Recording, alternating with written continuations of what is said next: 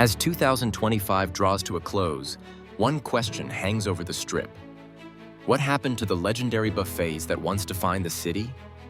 The all-you-can-eat empires that once fed an entire city now sit dark and silent. Most never reopened.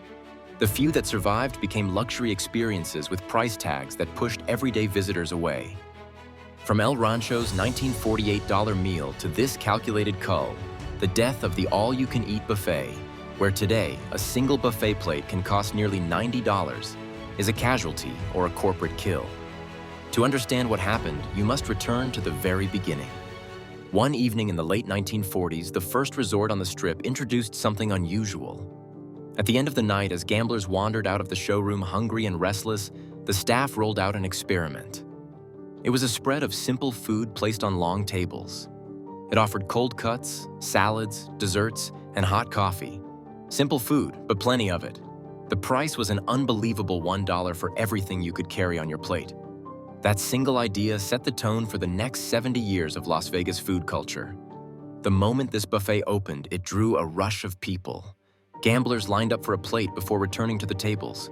Night shift workers came after finishing their shifts. Drivers passing through the desert pulled into the parking lot for a warm, inexpensive meal. Among those first visitors was the Martinez family. They were a family of 4 on a long drive from Los Angeles. Their father remembered that night for decades. He would smile whenever he spoke about it. He said it felt as if the city paid them to eat. Their entire family ate for the cost of a single low bet at the tables. Although the food was simple, it felt like a gift. That moment became the start of a family tradition that lasted for generations. In those early years, the idea of a buffet spread across the Strip with surprising speed. The city discovered that abundance created emotional connection. People felt seen and welcomed. Families on tight budgets sat next to new millionaires without any sense of hierarchy. Everyone was allowed to enjoy the same plentiful meals. That feeling became part of Las Vegas culture. It did not matter where you came from. It did not matter how much money you carried. The buffet invited all people to gather at the same tables. As the city grew, the buffets grew with it. By the 1960s and 70s, these dining rooms were no longer modest arrays of cold food. They became theatrical experiences. Steam rose from carving stations. Colored lights reflected off towers of shrimp. Mountains of desserts tempted children and adults alike. Buffets became destinations inside the resorts. Visitors bragged about how many plates they could finish. Parents used the buffets to fuel their kids through long days of walking and sightseeing. Newlyweds posed for photos beside dessert displays. Longtime workers proudly carved roasts in front of crowds. The Martinez family returned through the decades. Their children moved from small plates to enormous portions of crab legs. Their mother learned which dessert stations changed recipes from week to week. Their father enjoyed the same table near a window whenever he could. Each visit felt like a celebration of life rather than a simple meal. For them, the buffet was not background entertainment. It was a central memory in the story of their family. During the years when Las Vegas reached its peak, the buffets became symbols of the city's identity. They represented generosity to the point of extravagance. They represented the belief that everyone deserved one moment where the world felt limitless. Those fabulous buffets inside all of the big resorts, they're on the endangered species list. Many families planned entire vacations around a single famous buffet. People told stories of favorite plates and favorite workers. Crowds formed before sunrise on holidays. The sound of clinking plates and chatter filled the air. The most dramatic turning point came with the enormous takeover by Apollo and TPG. The acquisition came with a staggering mountain of debt. The company responsible for many of the city's major resorts was suddenly weighed down by financial obligations that could not be ignored. That pressure spread from the boardrooms to the kitchens. Executives looked for anything that did not produce high profit. Buffets required large staffs. They required expensive ingredients. They occupied enormous spaces. On spreadsheets, they looked inefficient. This was the moment the slow dismantling began. At first, the changes were subtle. Some buffets reduced hours. Some removed favorite dishes. Some raised prices in small increments. Soon, entire stations disappeared. Salad bars shrank. Carving stations became smaller. Dessert displays lost their dramatic height. People noticed the difference. Rosa saw her work shifts reduced from week to week. She watched managers hold quiet meetings in hallways. She saw colleagues leave voluntarily because they sensed the shift. She said the atmosphere changed from communal warmth to corporate caution. The financial statements, but they've never been here. They've never worked the line at the buffet. Families felt the shift too. The Martinez family returned one summer and immediately sensed the difference. The plates were still plentiful, but the spirit was different. The joy felt diluted. Their father pushed away a half-filled plate and quietly admitted that it no longer felt endless. Instead, he felt overwhelmed by rising costs. In the year 2020, when the world shut down, every buffet in the city closed overnight. Health regulations made self-service impossible. Financial stress made reopening difficult. Some buffets eventually returned, but they were completely transformed.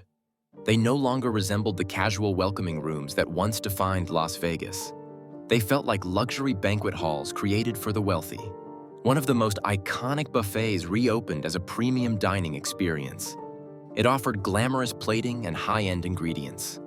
It offered an immense selection of beautifully arranged dishes served by attendants instead of guests. But the price told the real story. A single buffet meal now reached $90 per person. That number became a symbol of the new Las Vegas. Attractive but exclusive. Impressive but unreachable for many longtime visitors. Workers like Rosa returned and discovered that their income had shrunk dramatically. When guests stopped serving themselves, there were fewer interactions. Fewer interactions meant fewer tips. She lost more than half her usual income simply because the job had been redesigned around luxury presentation rather than the energy of crowd movement. Families experienced heartbreak when they returned to find closed entrances where their favorite buffets once stood. The Martinez family visited for their 70th anniversary only to find the buffet that held decades of memories permanently closed. The father stood quietly in front of the locked doors. He whispered that the tradition had broken. He expressed sadness that rising prices and corporate concerns replaced a place that once held the memories of his children and grandchildren. We do both. We wander around and eat at the buffet. Visitors who built emotional ties to the city began feeling pushed out. People complained about growing fees. They paid resort charges. They paid for parking. They paid high prices for simple items like water or coffee. The overall experience became expensive. Guests began traveling elsewhere for more reasonable vacations. The city that once welcomed all people now seemed built for a smaller and wealthier audience. Many insiders agree that Buffett's did not die naturally. They were throttled slowly by decisions aimed at maximizing short-term profit. These decisions looked smart in financial reports, but created a hollow version of the city. They removed the shared experience that once tied visitors together. They pushed workers like Rosa into more stressful jobs with fewer rewards. They erased the simple pleasures that defined Las Vegas for decades. Today, only a handful of buffets remain. They serve mostly convention visitors or high-end guests. The atmosphere feels carefully curated. The laughter and chaos have faded.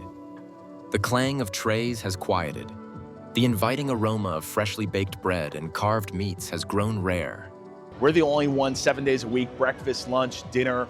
Instead, the rooms feel polished and still. Rosa is retired now. She speaks warmly about the decades she spent feeding visitors from around the world.